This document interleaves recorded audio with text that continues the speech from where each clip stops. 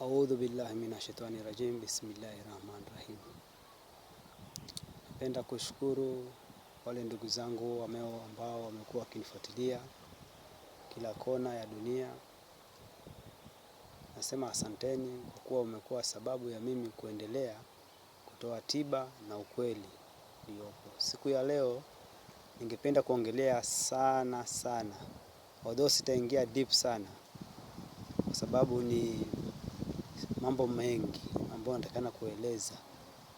So nitaongea kwa kifupi, alafu wakati mwingine Mwenyezi Mungu akinijalia rehema nitaendelea na hili somo.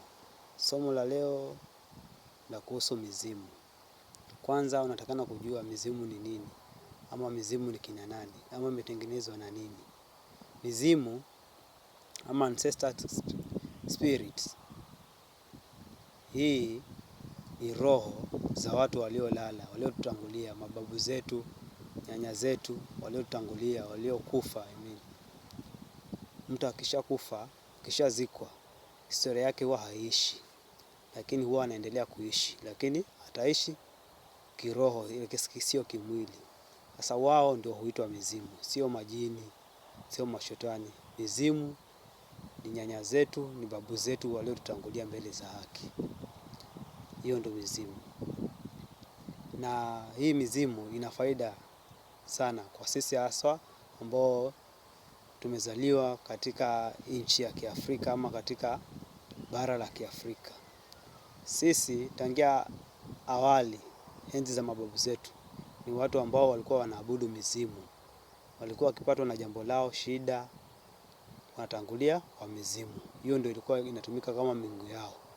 Lakini kwa sasa hivi, kwa sababu ya utandawazi na dini, leo hii tumeiacha mizimu, tunafuata ile miungu ya kigeni. Ni vizuri, sikatai, kwa sababu inatusaidia. Lakini mizimu ni kitu cha maana ambacho Mwafrika ama kwa binadamu anayejielewa hapaswi kuachilia ama kuacha kufuatilia ile mila, haswa mila ya mizimu.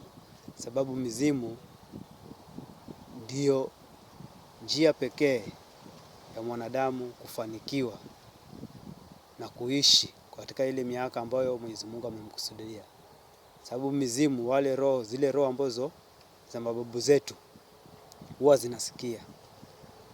Kwa mfano ukiwa una tatizo, unaumwa, umeenda hospitali, umekosa tiba, ugonjwa hauonekani, ama haufanikiwi, mambo yako hayaendi, kazi unang'ang'ana kutafuta kazi haupati, kila jambo unalolifanya halisongi. Umejaribu, labda umeenda kwa waganga, umejaribu tiba aina tofauti tofauti, lakini bado haujafanikiwa. Umeenda kwa wachungaji wale ambao ni Wakristo na wale Waislamu, umeenda kuombewa dua zote lakini haujafanikiwa. Mimi napenda tu kukutia moyo kwamba kuna sababu kwa nini hujafanikiwa, lakini pia usikate tamaa. Kitu ambacho unastahili kufanya, ufuatilie mizimu ya kwenu.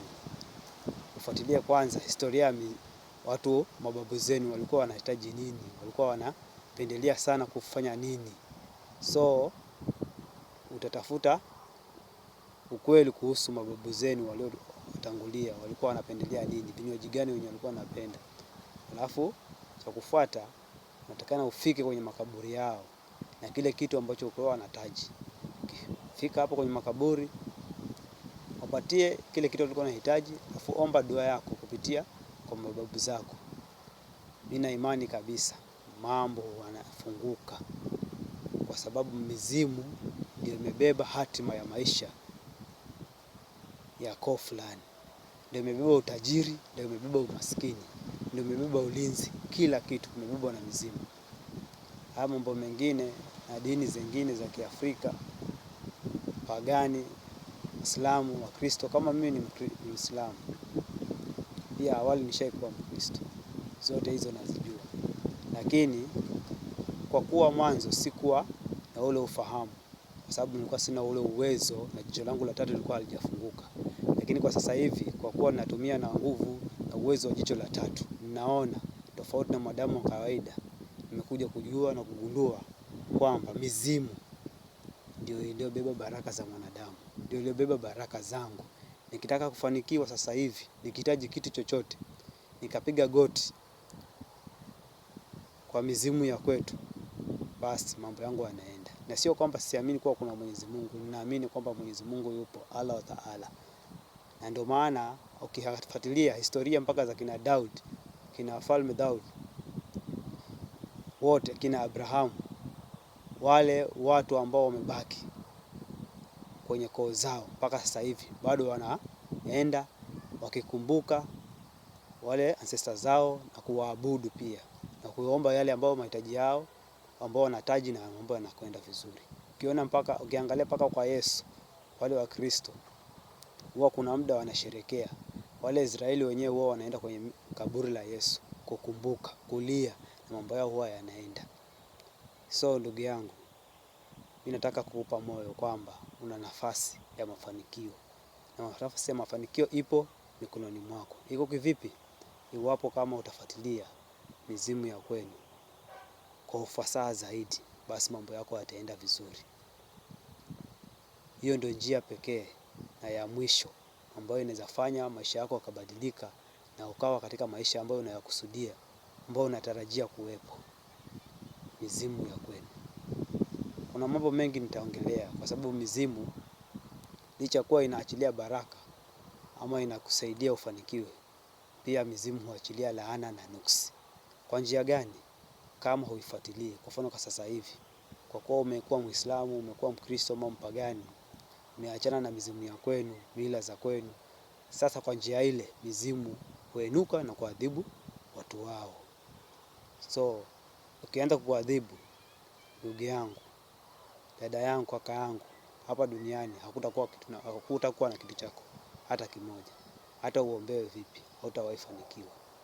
Mpaka pale utaporudi kwa mizimu ya kwenu, ukaomba msamaha na ukairejelea, ndipo utafanikiwa. Naongea hili, najua watu wengi watanipinga kwamba hiyo sio njia ya Mwenyezi Mungu, hiyo sio njia inayofaa, lakini that is the only best way. Kama unataka kumove, kama unataka kufanikiwa, rejelea njia of your ancestor. Fuatilia your ancestor, chenye ulikuwa unahitaji, fanya hicho, na inshallah mambo yako yataenda vizuri.